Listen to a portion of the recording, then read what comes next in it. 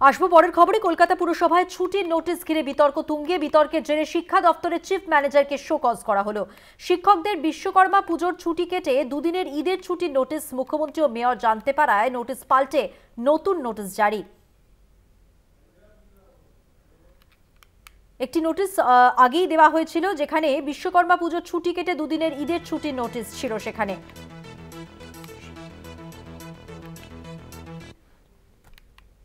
কলকাতা পুরসভায় ছুটির নোটিশ ঘিরে বিতর্কের জেরে শিক্ষা দপ্তরের চিফ ম্যানেজারকে শোকজ।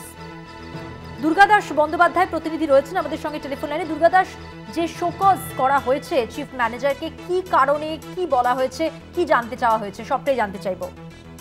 দেখো, গতকাল বাজেট অধিবেশনের শেষ দিন ছিল এবং তারপরেই যেহেতু আজকে ছুটি দিন ঘোষণা করা হয়েছে, সরকারি ছুটির দিন, তাই গতকাল কলকাতা পুরসভার চিফ ম্যানেজার এডুকেশন ডিপার্টমেন্টে তিনি হঠাৎই একটি নোটিফিকেশন জারি করেন। যে নোটিফিকেশনে তিনি বলেন বা দেখান যে এই যে কলকাতা পুরসভার বাৎসরিক যে ছুটির লিস্ট বা তালিকা, সেই তালিকাতে বিশ্বকর্মা পুজো 16 সেপ্টেম্বর এবং 17 সেপ্টেম্বর দেখানো ছিল, কিন্তু তারপরে সেখানে দেখানো তিনি বললেন যে বিশ্বকর্মা পুজোর দিন একটি কমিয়ে দিয়ে কেবলমাত্র 17 সেপ্টেম্বর রাখা হলো এবং ঈদের দিন একদিন বৃদ্ধি করা হলো, অর্থাৎ 31 মার্চ 2025 এইটা ঈদের দিন থাকলেও 1 এপ্রিল সেই দিনটিকেও কিন্তু এই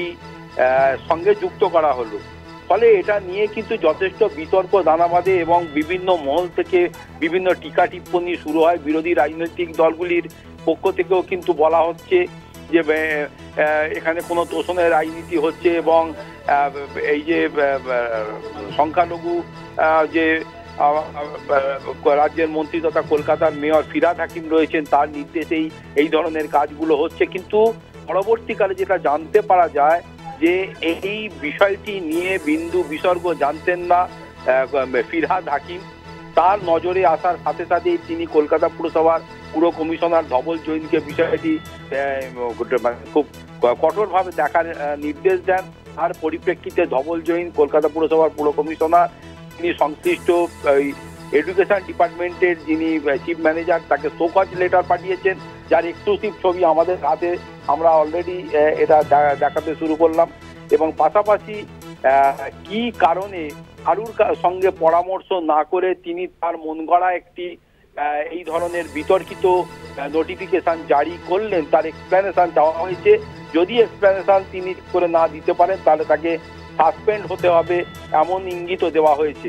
ফলে যেটা ফিরহাদ হাকিমের সঙ্গে আমি ব্যক্তিগতভাবে কিছুক্ষণ আগেই কথা বলেছি, তিনিও বিষয়টি নিয়ে যথেষ্ট বিব্রত এবং যথেষ্ট ক্ষুব্ধ এবং তার বক্তব্য হচ্ছে যে কলকাতা পুরসভার অন্দরে এমন বেশ কিছু অফিসার রয়েছে যারা বিরোধী দল বিজেপি বা এই ধরনের বিরোধী দলের মদতে এই ধরনের মানে যাতে বিতর্ক সৃষ্টি হয় এমন কাজ বা এমন নোটিফিকেশন জারি করে আখেরে কলকাতা পুরসভার পুরো কর্তৃপক্ষের মুখ পোড়াতে চাইছে বা কলকাতা পুরসভার যে গরিমা সেটা নষ্ট করতে চাইছে এবং এটা কোনোভাবেই মেনে নেওয়া হবে না।